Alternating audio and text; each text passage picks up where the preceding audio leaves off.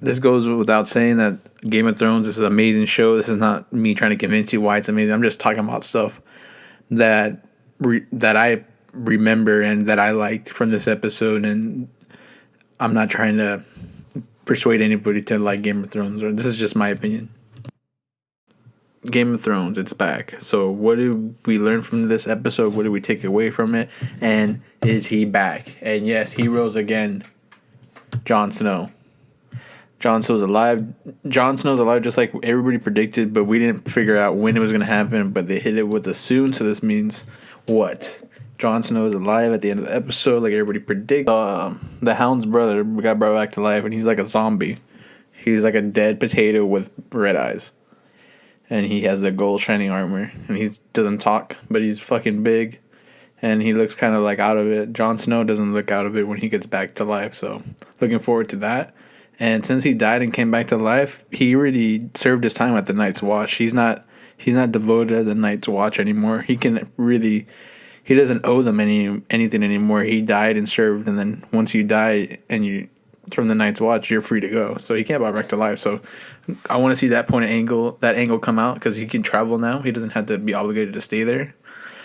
They're teasing you. They bring the witch in because we all thought the witch was going to bring her back to life. We just didn't know when and where, but it happened sooner than later. And the witch brought him back to life, but she didn't even believe it. And I have a feeling the audience didn't believe it because the way she was acting, she seemed depressed in the first episode, and in the second episode, she seems like she lost faith in her God. And when she lost faith, I forgot his name, convinced her to say, "Come on, I seen you fucking give birth to a demon." Like, she's the witch, she's the red witch. She believes in the light, and she brings back Jon Snow. The red witch brings back Jon Snow to life after everybody leaves the room because they lost faith. And Jon Snow's gas to air was like pretty much the climax of the whole episode. But there's a lot of good stuff, a lot of good tidbits in the beginning when they're gonna break down the door. The North breaks down the door to get in, and they're threatening to kill everybody in there. And just when you think they're gonna break down the door and start fighting, the wildlings show up with the ogre. The big fucking ogre comes in. That was badass scene. What else was cool? Ramsay killed his dad, which was not a shocker because we all knew that his dad was gonna have a baby in the coming months, and he was ready to figure out if it was gonna be a boy or a girl. And if it was a boy, he already knew he was gonna kill the boy or he was gonna kill the dad. And then in this episode, he takes him out. So that was pretty crazy. But then what does this mean? Like, every decision Ramsay makes, it's not really planned out so far, because like there's always like repercussions. He started pretty much a lot of shit. And let's see, who was the man who murdered Balon Greyjoy? Balon Greyjoy's brother comes back, which is random, whatever. But that kind of fucks up things for Theon, because Theon's gonna try to go home, and his dad's not there anymore, and his sister can't really be in power because she's a girl. They're gonna vote on it, so hopefully, Theon, when he returns home, hopefully he has alliances or somebody gives a fuck about him. Stark. Her storyline so far is panning out to be kind of slow, but I'm kind of like Arya Stark's storyline. She's finally get back into the swing of things with hopefully getting her vision back soon. I hope she trains to be stronger and stronger. She always is going to get stronger, but this season they're kind of like slowing her down, If they don't have anything good to say with Arya, then why are they even going to put her out? They could have left her out this season, So far, I feel like her storyline is the weakest, but I really do like the character, and I think she's a very strong woman for a little girl that has to survive on her own, Okay, and Tyrion. Do you guys think Tyrion's going to ride a fucking dragon? Because they look like they respected him, and he respected the dragons.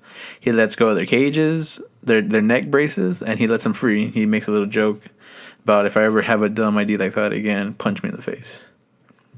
And the last thing we learned about today, Hodor can talk. His real name is William, and that's pretty awesome.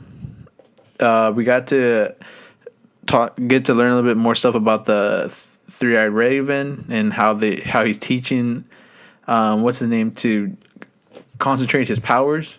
And yeah, so this episode was fucking awesome. The only thing I'm worried about is since there's no real books to follow, not that they're dumb or anything, they can't figure it out, but the directions they go, I'm torn because I want to know what really happens, because people are going to be like, oh, because it's in the book. But I have never read the books or really care. But I don't know. So far, I really do trust HBO right now and how they're letting their new series take their own. They're making their own path right now, and it's pretty cool. So I think that's a really good episode. Episode 1 and 2 were fucking fire.